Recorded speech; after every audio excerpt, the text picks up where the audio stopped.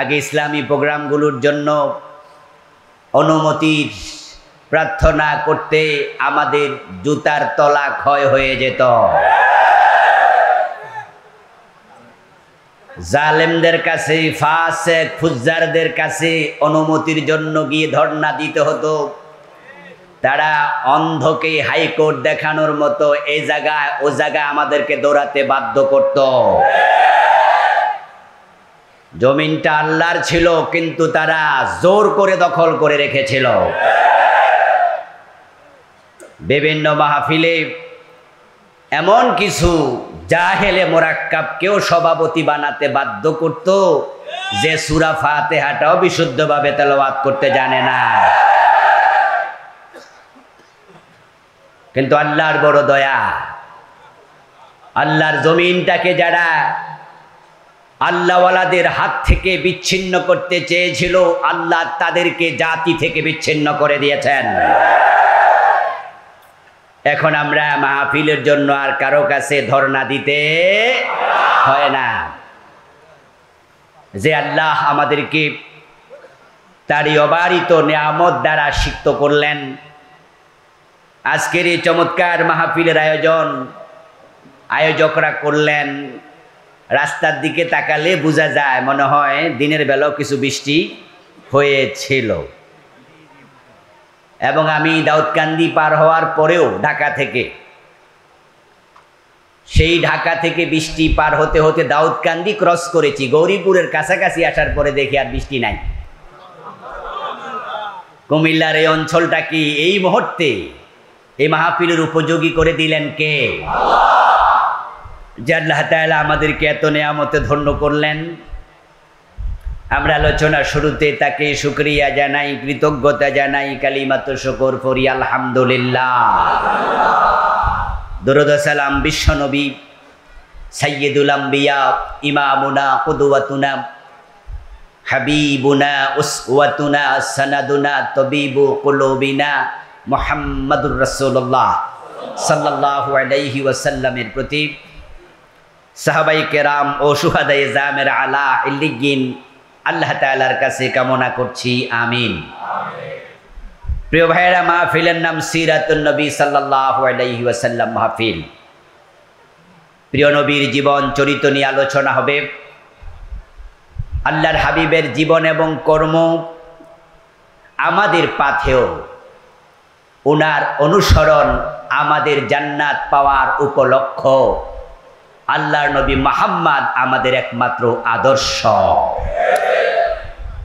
এজন্য তাকে নিয়ে আমরা সারা বছরই কথা বলতেই হবে, কারণ তার অনুসরণ ছাড়া জান্নাত পাওয়া যাবে না।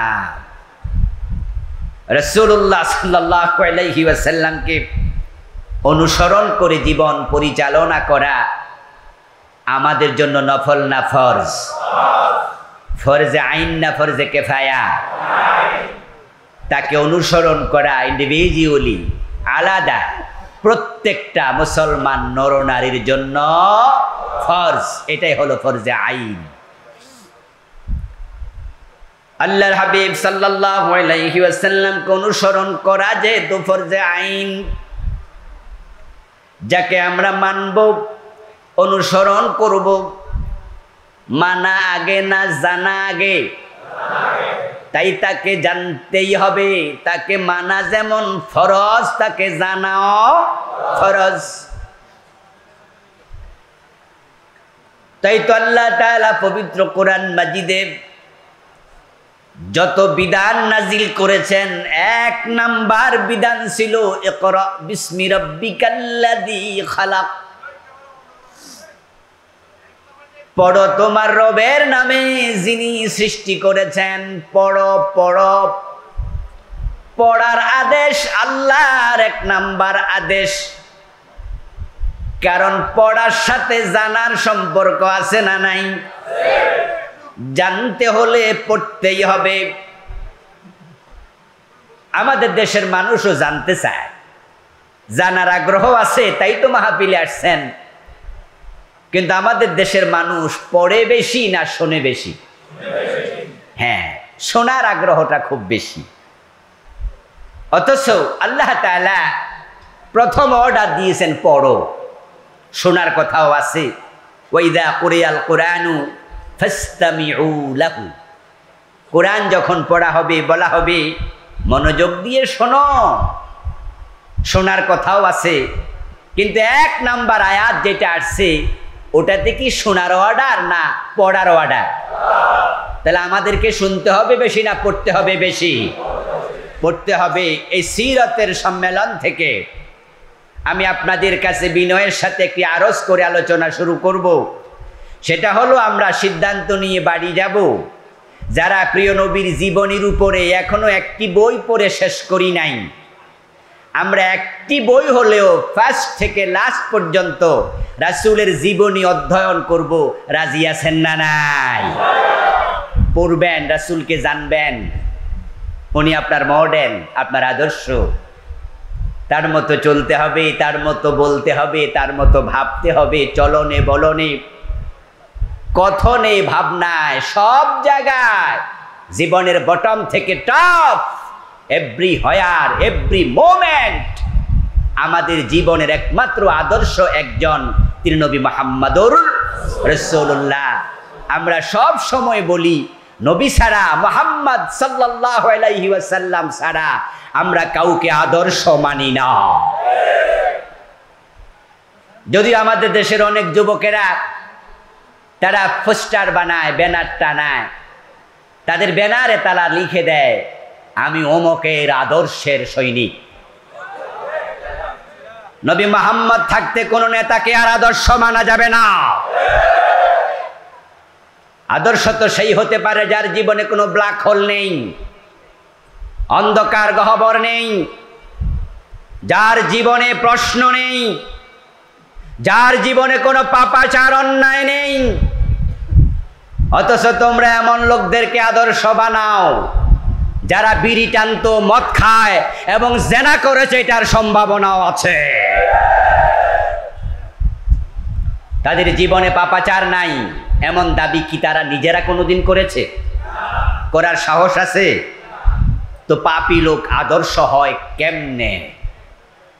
এজন্য আলহামদুলিল্লাহ আমরা একটি কথাই প্রচার করি, আমাদের আদর্শ নবী মুহাম্মদ, আমাদের রব আল্লাহ, আমাদের দ্বীনের নাম ইসলাম।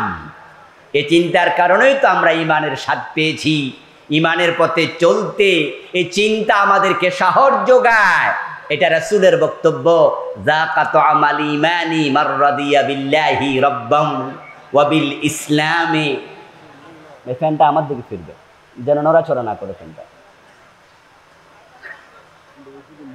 ওয়া বিল ইসলামে দীনা ওয়া বি মুহাম্মাদিন নাবিয়্যান ওয়া রাসূলা। আল্লাহর হাবিব সাল্লাল্লাহু আলাইহি ওয়াসাল্লাম বলেছেন, সে ব্যক্তি ঈমানের স্বাদ পেয়েছে যে ব্যক্তি আল্লাহকে রব হিসাবে পেয়ে খুশি। আলহামদুলিল্লাহ আমরা আল্লাহ তাআলাকে রব হিসাবে পেয়ে এতটাই খুশি, আমরা ওই রব ছাড়া কারো কাছে মাথা নত করি না। আমাদের কল্লা কেটে নেওয়া যায়, কল্লা নোয়ানো যায় না। এজন্য তো আমাদের প্রয়াত শহীদ নেতৃবৃন্দকে তারা শাহাদাতের আগে, ফাঁসিতে ঝুলানোর আগে বলেছিল মার্সি পিটিশন করুন, জীবন ভিক্ষা চান। আমাদের নেতারা ফাঁসির আগে কি জীবন ভিক্ষা চেয়েছিল? কারণ যারা আল্লাহকে রব হিসাবে পেয়ে যায়, ওই রব ছাড়া কারো কাছে আর কিছু চায় না, মাথা নত করে না। আমাদের নেতারা সবাই একটি জবাব দিয়েছে, জীবনের মালিক যে ভিক্ষা চাইলে তার কাছে চাইব, অন্য কারো কাছে ভিক্ষা চাওয়া যাবে না। রাসূলুল্লাহ সাল্লাল্লাহু আলাইহি ওয়াসাল্লামের আমাদের আদর্শ, প্রিয় নবী যে আমাদের আদর্শ হওয়ার কারণে আমরা উনার মতো ব্যক্তি জীবন সাজাই, উনার মতো আমরা পারিবারিক জীবন সাজাই। রাসূলের আদর্শে আমরা রাষ্ট্রীয় জীবন সাজানোর জন্য ইসলামী রাজনীতি করে আমরা আল্লাহর কোরআনকে সংসদ পর্যন্ত নিয়ে যাওয়ার জন্য আপ্রাণ চেষ্টা করছি। এই চেষ্টার কারণেই শুধু আমাদের নেতাদেরকে ফাঁসি দেওয়া হয়েছে। আল্লামা সাইদি রাহিমাহুল্লাহ ওনার প্রতিটা মাহফিলেই আল্লাহর কোরআনের আইনের কথা বলতেন। বাঘের মতো হুঙ্কার দিয়ে বলতেন যে আল্লাহ ছাড়া কারো আইন আমরা মানি না।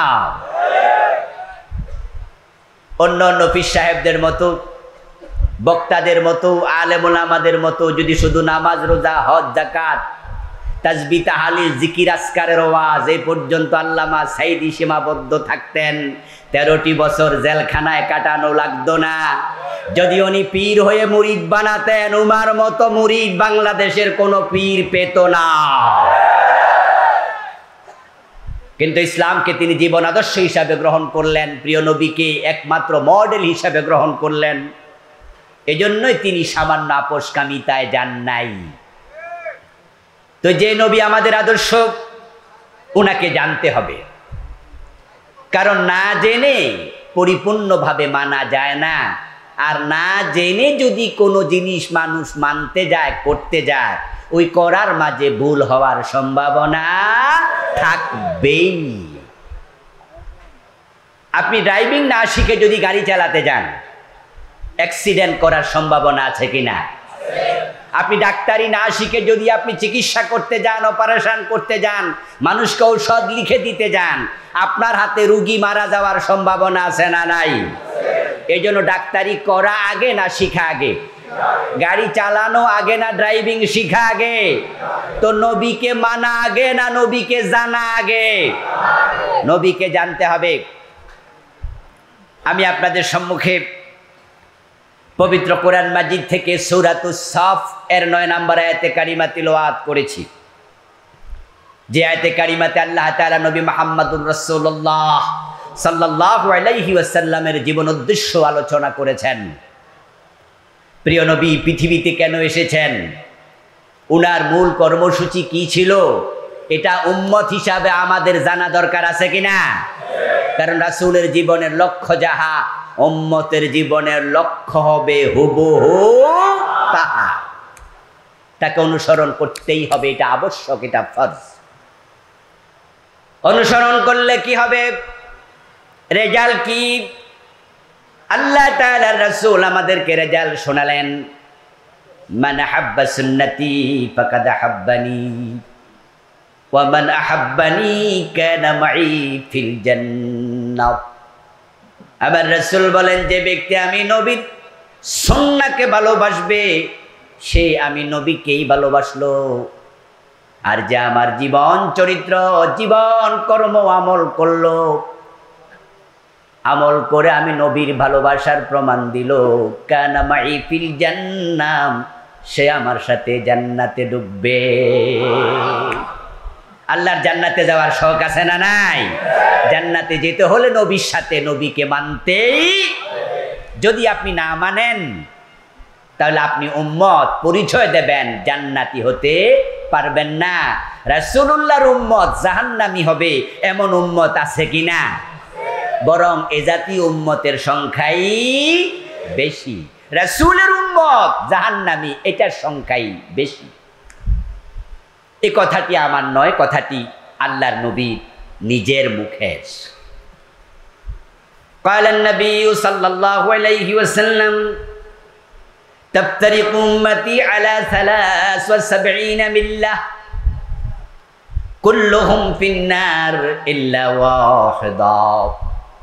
প্রিয় নবীজি সাল্লাল্লাহু আলাইহি ওয়াসাল্লাম বলতেছেন, আমার উম্মতগুলো 73 দলে ভাগ হয়ে যাবে,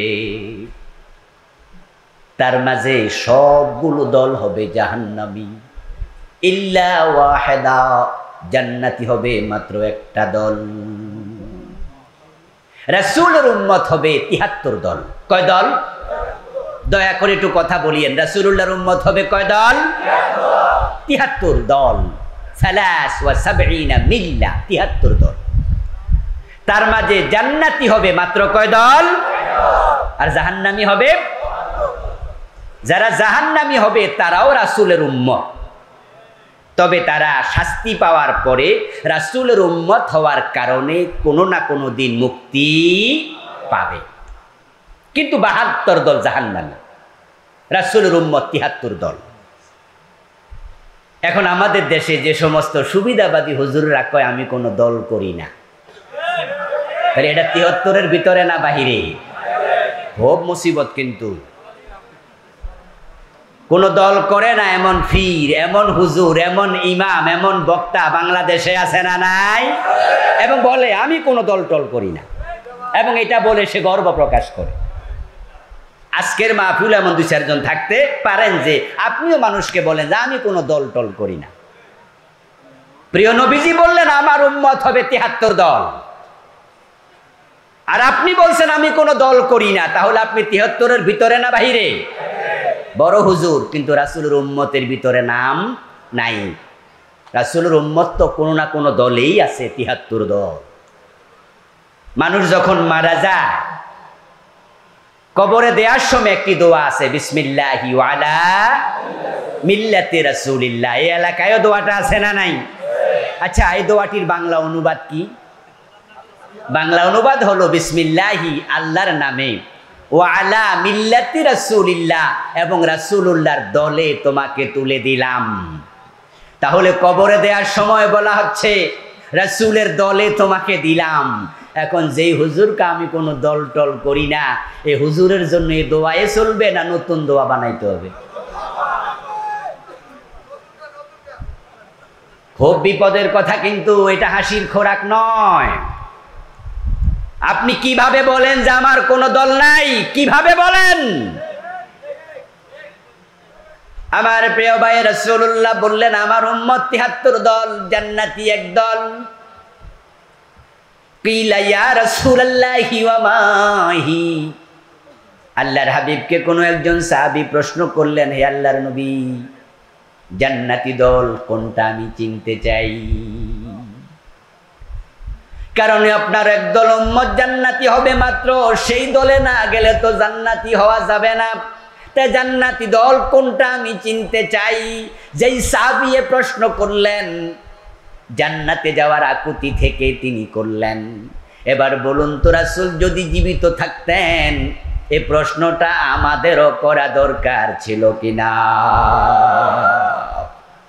আমরা তো জান্নাতে যেতে চাই, তাহলে জান্নাতি দলটা চিনতে হবে আমাদেরকে, ঠিক কি নয় কি? এখন জান্নাতি দল কোনটা? এবার প্রিয় নবীজি জবাব দেন, মা আনা আলাইহি ওয়া আসহাবি। জান্নাতি দল হলো সেটা আমি নবী মুহাম্মদ যার উপর প্রতিষ্ঠিত এবং আমার সাহাবারা প্রতিষ্ঠিত। মা আনা আলাইহি, যার উপর আমি প্রতিষ্ঠিত, ওয়া আসহাবি, এবং আমার সাহাবারা প্রতিষ্ঠিত। যদি তুমি ঠিক তার উপরে প্রতিষ্ঠিত হতে পারো তাহলে তুমিও হবে জান্নাতি। আপনি কিভাবে বলেন যে আমি কোনো দল করি না? রাসূলের দল আছে, আল্লাহর দল আছে, সাহাবাদের দল আছে, আর আপনার কোনো দল নাই। এই কথাগুলো তারা এই জন্যই বলে কোনো দল করি না। এ কথা বললে সব দলের হাদিয়া, হালুয়া রুটি, হাদিয়া তোহফা পাওয়া যায়। এবং এই দেশে যে হুজুররা, যে আলেমেরা দল করে না, তাদের কাউকে মামলা দিয়ে জেলে দেয়া হয় না, তারা সুবিধাবাদী হয়ে যায়। আর যারা আল্লাহর দলের লোক, রাসূলের দলের লোক, হাজারো কষ্ট, ডজন ডজন মামলা নিয়ে ঘোরাফেরা করেছে, বাড়িতে ঘুমাতে পারে নাই বছরের পর বছর। এ কষ্টে নিপতিত হওয়ার ভয় থেকেই বলেছে আমি কোনো দল করি না। প্রিয় ভাই, রাসূলের দলে যোগ না দিলে জান্নাতে যাবেন কেমনে? এখন রাসূলুল্লাহ সাল্লাল্লাহু আলাইহি ওয়াসাল্লাম কিসের উপর প্রতিষ্ঠিত? আল্লাহর নবী কিন্তু বলে নাই অমুক দল, কোনো দলের নাম বলে নাই। যদিও আমাদের বাংলাদেশে আমরা অনেকেই নির্দিষ্ট দলে যোগ দিয়া, নির্দিষ্ট পীরের মুরিদ হয়ে, নির্দিষ্ট গোষ্ঠীর সাথে সম্পৃক্ত হয়ে নিজেরা জান্নাতের স্বপ্ন দেখি। অনেকে ঘোষণা দিয়ে বসে যায় যে আমাদের সাথে গেলে জান্নাত নিশ্চিত। না প্রিয় ভাই, রাসূল বলেননি অমুক দল, নাম সর্বস্ব, কোন দল করলে জান্নাত পাওয়া যাবে না। আজকের বাংলাদেশে যে দলগুলো আছে, আজ থেকে 100 বছর আগে এই নামে কি একটি দলও ছিল? হেফাজত ইসলাম ছিল, জামাত ইসলাম ছিল, খেলাফত মজলিস ছিল, খেলাফত আন্দোলন ছিল, যত ইসলামী দল আছে, আমরা তো ইসলামী দল করলে জান্নাত পাবো এই মানসিকতা আমাদের লালন করি, তাই তো ইসলামী দল করি। কিন্তু এই নামওয়ালা একটা দলও তো 100 বছর আগে ছিল না। এতে বোঝা যায় অমুক দল রাসূল বুঝাননি যে অমুক দল করলে জান্নাত পাওয়া যায়। বরং রাসূলুল্লাহ বলছেন মানা আলাইহি ওয়াসহাবি, যার উপর আমি নবী প্রতিষ্ঠিত তুমি তার উপর প্রতিষ্ঠিত হও। ওই চিন্তা চেতনা লালন করো। প্রিয় নবীজি কিসের উপর প্রতিষ্ঠিত? এবার কোরআন থেকে শুনুন। কুল ইন আত্তাবিউ ইল্লা মা ইউহা ইলাইয়া ইন্নী আখাফু ইন আসাইতু রাব্বি আযাবা ইয়াউমিন আযীম। ও নবী মুহাম্মদ সাল্লাল্লাহু আলাইহি ওয়াসাল্লাম, আপনি উম্মতকে শুনিয়ে দেন, আপনি বলুন ইনাত্তাবিউ ইল্লা মা ইউহা ইলাইয়া, আমি নবীর কাছে যে ওহী আসে আমি তা মানতে বাধ্য। আমি নবী মুহাম্মদ ওহীর উপর প্রতিষ্ঠিত, ওহীর বাহিরে কোনো কথা বলি না, ওহীর বাহিরে কোনো কাজ আমি করি না। আমাদের নবী ওহীর উপর প্রতিষ্ঠিত ছিলেন, এজন্য ওহীর বাহিরে তিনি কোনো কথা বলতেন না। ওহীর বাহিরে যে তিনি কথা বলতেন না তার প্রমাণ কোরআনের আরেক আয়াতে আল্লাহ দিয়েছেন। আল্লাহ তাআলা বলেছেন মা ইয়ানতিকু আনিল হাওয়া ইন হুয়া ইল্লা ওয়াহয়ুন ইউহা। আল্লাহ তাআলা বলেন আমার নবী বানিয়ে কোনো কথা বলে না, বরং তিনি যা বলেন সব আমি আল্লাহর পক্ষ থেকে পাঠানো ওহীর ভিত্তিতেই বলে। রাসূলুল্লাহ ওহীর উপর প্রতিষ্ঠিত, ওহীর বাহিরে কিছুই করতেন না, বলতেন না, চলতেন না। এজন্যই তো যখন মহিলা চোর ধরা পড়ল, প্রিয় নবীর কাছে অনুরোধ করা হলো অন্য কোনো শাস্তি দেয়া যায় কিনা হাত না কেটে। আমার রাসূল সেদিন কি বলেছেন? লাওয়ান্না ফাতেমাতা বিনতা মুহাম্মাদিন সারাকাত ইন্না মুহাম্মাদান লা ইয়াকতাউ ইয়াদাহা। ওই মহিলা নয়, মুহাম্মাদের মেয়ে ফাতেমা যদি চুরি করে আমি নবী মুহাম্মদ ফাতেমার হাতটাও কেটেই দেব। চোর ধরে হাত কাটার অর্ডার আল্লাহর কোরআনে আছে না নাই? ওহীর বাহিরে আমি নবী মুহাম্মদ কেমনে যাই? ইন্নী আখাফু ইন আসাইতু রাব্বি আযাবা ইয়াউমিন আযীম। যদি আমি ওহীর বাহিরে যাই, আমার রবের কথার উল্টা চলি, তাহলে কঠিন হাসরের ময়দানের আযাবের ভয় আমিও করি। আল্লাহ আমাকেও রেহাই দেবেন না। এই জন্য ওই মহিলা নয়, আমার মেয়ে ফাতেমা চুরি করলে ফাতেমার হাতও আমি কাটবো। চরিত্র এই হলো আমার নবীর আদর্শ। এবার আপনি বলুন তো, বাংলাদেশের 53 বছরে আমরা চোর ধরে কয়জনের হাত কাটছি?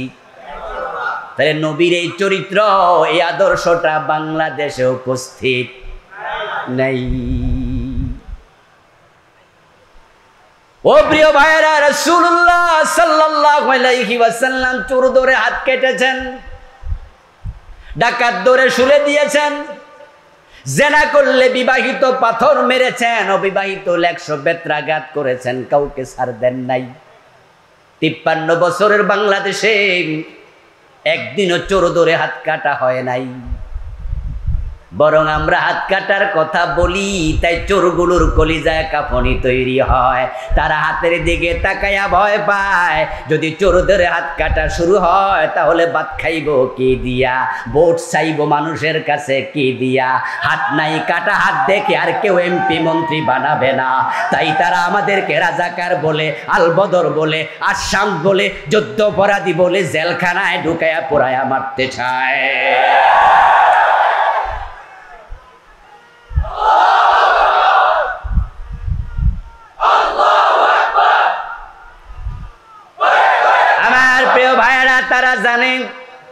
তারা জানে আল্লামা সাইদি খুনি নয়, তারা জানে তিনি ধর্ষণকারী না, তারা জানে উনি কারো বাড়িতে আগুন দেয় নাই, জানার পরেও তাকে জেল খাটাইছে একটা কারণে।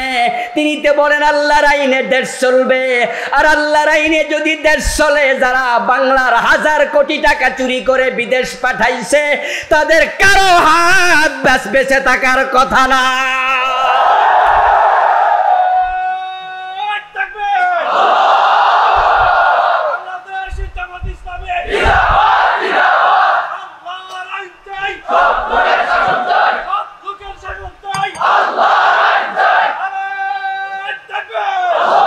আমার প্রিয় ভাইরা, চোর ধরে হাত কাটার আইন দিয়েছেন কে? চোর ধরে হাত কাটার বিধানটা নফল না ফরজ? রাসূল বলে আমার মেয়ে ফাতেমাকেও ছাড়বো না। আর 53 বছরে এই আইনটা একদিন বাস্তবায়ন হলো না। এদেশের আলেম ওলামা পীর বুজুর্গ তারা নিশ্চিন্তে ঘুমায় কেমনে? বরং তাদের তো টেনশনে ঘুম হারাম হওয়ার কথা। যে বিষয়টাকে আমার নবী মুহাম্মদ সাল্লাল্লাহু আলাইহি ওয়াসাল্লাম এত গুরুত্ব দিলেন, ওই বিষয়টা বাংলাদেশে কায়েম নাই। আমরা আলেমরা কেমনে চুপ থাকি, কেমনে চুপ থাকি, কেমনে চুপ থাকি? আমার প্রিয় ভাইয়েরা, আপনাদের এই দেবিদ্বার এখানে যে কেন্দ্রীয় মসজিদটা আছে, বড় মসজিদ, কলেজ মসজিদ, এখানে মসজিদ, এদিকে সুন্দর মসজিদ আছে। আচ্ছা, আগামী জুমায় যদি এমন একজন খতিব নামাজ পড়াইতে আসছে যে খতিবের ক্লিন শেভ, আচ্ছা আপনারা মিম্বারে থাকতে দিবেন না টাইনা নামাবেন? আচ্ছা বলুন তো, এই যে দাড়ি রাখা এটা ফরজ না সুন্নাহ? চোর ধরে হাত কাটা সুন্নত না ফরজ? গুরুত্ব বেশি কি সুন্নতের না ফরজের? যদি দাড়িবিহীন খতিবকে তোমরা মিম্বার থেকে টেনে নামিয়ে দিতে পারো, যারা ফরজ আইন বাদ দিয়ে 53 বছরে ধর্মনিরপেক্ষ সংবিধান দিয়ে দেশ চালিয়েছে, তাদেরকে টেনে নামানো দরকার আছে না নাই?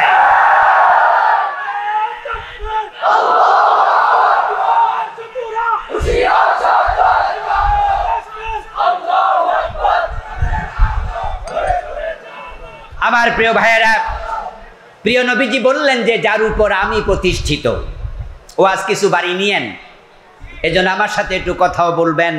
রাসূলুল্লাহ প্রতিষ্ঠিত ছিলেন কিসের উপরে? ওহীর উপরে।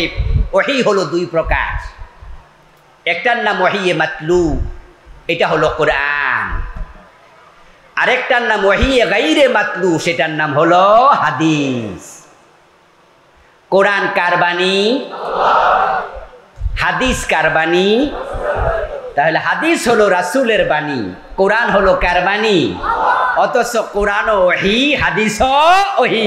হাদিস রাসূলের বাণী হলেও রাসূল এটা বানাইয়া বলে নাই, আল্লাহই অর্ডার করছে, তাই তিনি বলেছেন। তাহলে আমার রাসূল ওহীর উপর প্রতিষ্ঠিত। জান্নাতে যাবে উম্মতের কয় দল? কথা বলতে হবে, কয় দল? এখন জান্নাতে আমরা যদি যেতে চাই, রাসূল যে ওহী মানতো, ওই ওহী আমাদেরও মানা দরকার আছে না নাই? এবার আসেন একটু সামনে সাহাবাদের দিকে। মা আনা আলাইহি ওয়া আসহাবি, জান্নাতি দল একটা, যার উপর আমি এবং আমার সাহাবারা প্রতিষ্ঠিত। প্রিয় নবী ইন্তেকাল করলেন। ইন্তেকাল করার পরে হযরত আবু বকর সিদ্দিক ক্ষমতা আসলেন। আবু বকর ক্ষমতা আসার পরে একদল লোক যাকাত দিতে অস্বীকার করলো। আবু বকর রাদিয়াল্লাহু তাআলা আনহু সাথে সাথে খালিদ বিন ওয়ালিদকে বললেন, তলোয়ারে শান দাও, যারা যাকাত দিতে অস্বীকার করেছে তাদের বিরুদ্ধে জিহাদ হবে, যুদ্ধ হবে। হযরত ওমর দৌড়ে আসলেন, এসে বললেন, খলিফাতুর রাসূলিল্লাহ আবু বকর, আপনি কাদের বিরুদ্ধে জিহাদের ঘোষণা দিলেন? এ মানুষগুলো তো 5 ওয়াক্ত নামাজি, হয়তো তারা যাকাত দেবে না বলেছে, আপনি তাদেরকে নসিহা করুন, ওয়াজ করুন, বুঝানোর চেষ্টা করুন, যাকাত দেওয়ার ব্যাপারে উপদেশ দেন, কিন্তু আপনি সরাসরি যুদ্ধের ঘোষণা কেন করলেন? তারা তো কালেমাওয়ালা, তারা তো নামাজওয়ালা। এই কথা শোনার সাথে সাথে আবু বকর সিদ্দিক কি বললেন? আবু বকর সিদ্দিক বলতেছেন লাউ কাতিলান্না মান ফাররাকা বাইনাস সালাতি ওয়াজ যাকাত। ওমর, আপনার কোনো পরামর্শ আমি শুনতে রাজি নই, বরং যারা নামাজ পড়তে রাজি, যাকাত দিতে রাজি নাই, নামাজ যাকাতের মাঝে পার্টিশন তৈরি করে, আমি তাদের বিরুদ্ধে যুদ্ধ করবই। এবার হযরত ওমর আবু বকর সিদ্দিক বলতেছেন লাউ মানাউনি ইয়াকালান কানু ইউদ্দুনাহু ইলা রাসূলিল্লাহি লাকাতালতুহুম আলা মানঈ। আমার যুদ্ধের ঘোষণা শুনে এই মানুষগুলো যদি যাকাত দিতে রাজি হয়ে যায়, আমার কাছে মেসেজ পাঠায়, আবু বকর আমরা সিদ্ধান্ত প্রত্যাহার করেছি, আমরা যাকাত দিতে রাজি, আপনি যুদ্ধ কইরেন না। তবে তারা বলল আমরা ওট দেব, যাকাত হিসাবে ওটের রশি দেব না, যাকাত হিসাবে গরু দেব, রশি দেব না। অথচ রাসূলুল্লাহর যুগে তারা ওটও দিত, রশিও দিত। আমি আবু বকর শুধু রশির জন্য যুদ্ধ করব, কারণ রাসূলের ইসলামের মাঝে কোনো হের পের হতে আবু বকর দেবে না। রাসূলের ইসলাম যেমন, আমাদের ইসলাম হবে, তিনি মডেল, তিনি আদর্শ। আপনাদের এলাকায় কি ব্রিকফিল্ড আছে? ইট বানায় যে ব্রিকফিল্ড আছে না, আছে, গিয়েছেন অনেকে, না হয় যাবেন। ব্রিকফিল্ডে গেলে দেখবেন যে যারা ব্রিকফিল্ডে ইট বানায়, কর্মচারী 20 জন 50 জন ইট বানাচ্ছে, তাদের প্রত্যেকের হাতে ইট বানানোর জন্য একটা ফর্মা দেয়া হয়, লোহা দিয়ে বানিয়ে অথবা কাঠ দিয়ে বানিয়ে। এই ফর্মাগুলোর মাপ এক হয়। ব্রিকফিল্ডের মালিক নির্দিষ্ট মাপের ফর্মা বানাইয়া অনেকের হাতে দিয়েছে, কিন্তু এক মাপ হওয়ার কারণে ইট যদি 1 লক্ষ হয়, মাপ হয় কয়টা? একটাই। 4 কোণ হবে। আপনি ফিতা দিয়া মেপে দেখবেন ইট সবগুলার একই মাপ। নবী মুহাম্মদ আমাদের ফরমা, আমাদের আইডল, আমাদের মডেল, আমাদের ওসওয়া, আমাদের কদওয়া, আমাদের পুরা জীবন রাসূলের মাপে সাজাতে হবে। আবু বকর বললেন তারা রাসূলের সময় ওটও দিত, রশিও দিত, এখন বলবে রশি দেব না। আবু বকর এটাও, বরং রশির জন্য যুদ্ধ হবে। আচ্ছা, আবু বকর সিদ্দিক রশির জন্য জেহাদ করবে? 53 বছরের বাংলাদেশে যাকাত আছে তো নাকি? রাষ্ট্রীয়ভাবে যাকাত কি মরে গেছে? মন চাইলে দেয়, মন না চাইলে দেয় না। এবং যাকাত আমরা যারা মধ্যবিত্ত, নিম্নবিত্ত, আমরা দেই 10 লাখ, 5 লাখ, 20 লাখ, 50 লাখ, 1 কোটি, 2 কোটি, 5 কোটি, আমরা হিসাব করে করে যাকাত দেই, আলহামদুলিল্লাহ অনেকে। কিন্তু এই দেশে যারা 100 কোটি টাকার মালিক, 1000 কোটি টাকার মালিক, তারা যথাযথভাবে 1% যাকাত দেয় না। আবু বকর থাকলে তাদের বিরুদ্ধে জিহাদ ঘোষণা করে দিতে। রাসূল বলছে মানা আলাইহি ওয়াসহাবি, জান্নাতে যেতে চাও, আমি আমার সাহাবারা যার উপর প্রতিষ্ঠিত তার উপর প্রতিষ্ঠিত হও। তো এই দেশে 53 বছর যাকাত নাই, যাকাতবিহীন অর্থ ব্যবস্থা চলছে, আর আপনি আলেম হয়ে নিশ্চিন্তে ঘুমান কেমনে? রাসূলের দলে গেলে, সাহাবার দলে গেলে, আল্লাহর জমিনে দিন কায়েমের আগে নিশ্চিন্তে ঘুমানোর কথা না। আল্লাহর অর্ডার কি? কাতিলুহুম হাত্তা লা তাকুনা ফিতনা ওয়া ইয়াকুনা আদ-দীনু কুল্লুহু লিল্লাহ।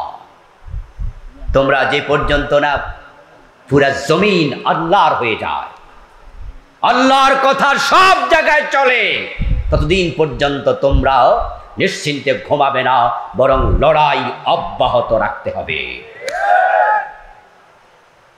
আমার প্রিয় ভাইয়েরা, শোনার একটু, আবু বকর সিদ্দিক মাত্র 2 বছর 3 মাস ক্ষমতায় ছিলেন। 2 বছর 3 মাস পর আবু বকর রাদিয়াল্লাহু তাআলা আনহুর ইন্তেকালের পরে হযরত ওমর ক্ষমতায় আসলেন। হযরত ওমরের ক্ষমতাকালে ওনার ছেলে আবু শামা মদ পান করল। মদ পান করার পরে হযরত ওমর নিজের ছেলেকে সার দিলেন না, 80 বেত্রাঘাত করলেন। আমার বন্ধু রাসূলের ইসলাম এটাই। আমার রাসূল বলেছেন আমার মেয়ে ফাতেমা চুরি করলে ছাড় দেয়া হবে না। ওমর তো রাসূল থেকে ইসলাম শিখেছে, এই জন্য উনার ছেলে আবু শামা মদ পান করেছে, আবু শামাকে ছাড় দেন নাই। কবি নজরুল চমৎকার ভাবে বলেছেন, মদ্যপানের অপরাধে প্রিয় পুত্রকে নিজ করে মেরেছ দোররা, মরেছে পুত্র তোমারই চোখের পরে। আবু শামাকে হযরত ওমর আশীর্বাদ দিলেন, ওমর যদি মদ পান করলে নিজের ছেলেকে বেত্রাঘাত করতে পারে, রাসূলের ইসলাম অনুসরণ করে এমনটা ওমর করেন। 53 বছরের বাংলাদেশে মদ পানকারীকে আশীর্বাদ একদিনও দেয়া হয় নাই, একদিনও দেয়া হয় নাই। রাসূলের ইসলামের সাথে আমাদের ইসলামের এই অমিল। তোমরা জান্নাতের আশা করো কেমনে? আল্লাহর জান্নাতে যেতে হলে মদ পান করলে আশীর্বাদের আইন, জেনা করলে রজমের আইন, চুরি করলে হাত কাটার আইন। এই আইন যদি সমাজে চালু করতে চাও, আল্লাহর কোরআনকে সংসদে নেওয়ার দরকার আছে না? না,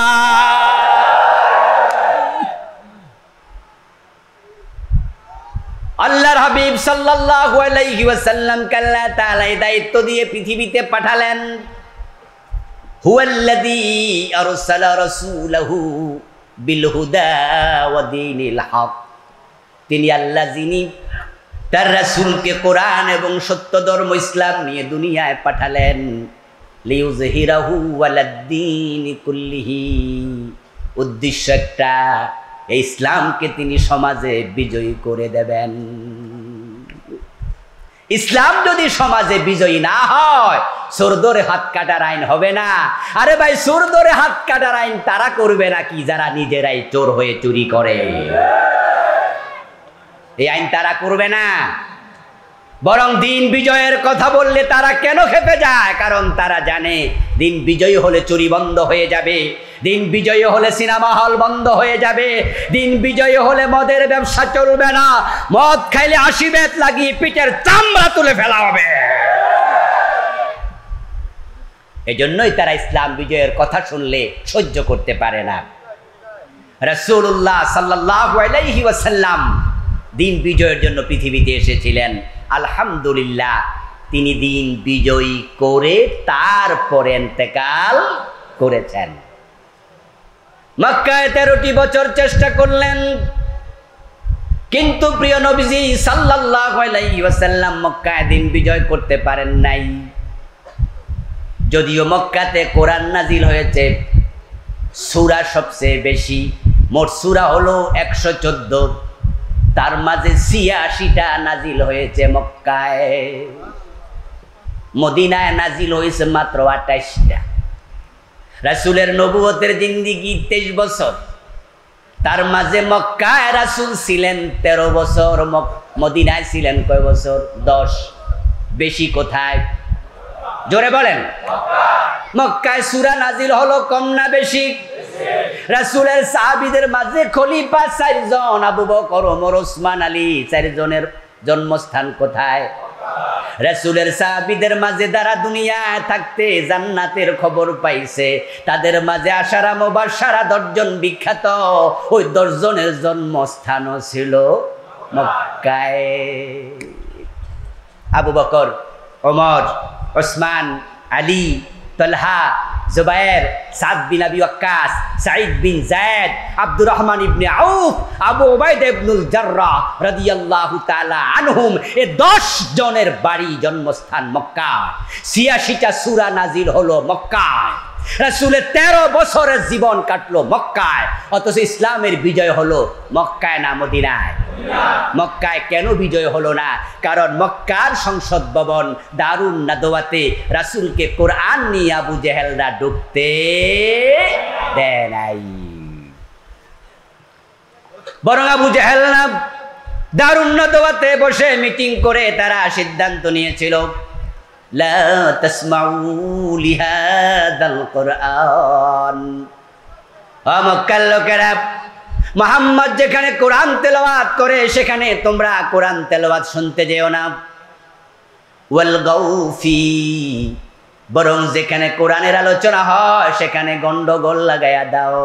1400 বছর আগের কোরআন মনে হয় যেন গত 15 বছরের সাথে মিলে যায়। বাংলাদেশে তাফসীর মাহফিল করতে গেলে 144 জারি হয়ে যায়। গত 15 বছরে পতিত স্বৈরাচার তাদের চরিত্রের সাথে আবু জেহেলদের চরিত্রের মিল আছে না নাই? আরে কপাল পোড়া তারা, কপাল পোড়া। এই কপাল পোড়া জালেমদেরকে আল্লাহ এতটাই অসন্তুষ্ট হয়েছেন, এমন শাস্তি এই 53 বছরে অতীতের কোন সরকারকে আর আল্লাহ দেয় নাই। আল্লাহ তাআলার কাছে এত বেশি দরখাস্ত জমা হয়েছে, মাজলুমের চোখের পানি আল্লাহর কাছে এত বেশি পৌঁছেছে। আল্লাহ তাআলা ওই লক্ষণ সেনের পরে এবছর থেকে 804 বছর আগে রাজা লক্ষণ সেন তার রাজদরবারের পিছনের দরজা দিয়ে পালিয়েছিল। তারপর থেকে আজ পর্যন্ত কোন রাষ্ট্রপ্রধান এভাবে পালায় নাই, সরকার প্রধান পালায় নাই। গত পতিত স্বৈরাচারের প্রধান পালিয়েছে। এতে বোঝা যায় আল্লাহ জালেমদের উপরে দারুণভাবে নাখোশ হয়ে গেছে। তাদের এই চরম নাজেহাল দুর্দশাগ্রস্ত অবস্থা, এটা সরাসরি আল্লাহর একশান ছিল। কারণ এই 15টা বছর কোরআনের কথা আমরা গলা উঁচু করে বলতে পারি নাই, ঠিক না? ঠিক আবু জেহেলদের সিদ্ধান্ত তারা বাস্তবায়ন করেছে এই দেশ। আচ্ছা, 15 বছর আগে তাফসীর মাহফিলের জন্য অনুমতি নেয়া এই বিষয়টা তো আমরা কোথাও শুনি নাই, জানতামও না। যে মাহফিল হইলে অনুমতি নিতে হয় এটাই তো আমরা জানতাম না। জমিনের মালিক কে? কোরআনের মালিক কে? তো কোরআন যার, জমিন যার, তার কোরআনের কথা বলতে তোমার কিসের অনুমতি? কিসের অনুমতি? আল্লাহ তাই তোমাদেরকে দেশ ছাড়া করে দিয়েছেন। না হয় 5ই আগস্টের এই বিপ্লবে এই দেশের মানুষ এই শক্তিশালী সরকারকে পতন করেছে, এটা আমি মনে করি না। এটা এই দেশের মানুষ করে নাই, এটা সরাসরি আরশের মালিক করেছে।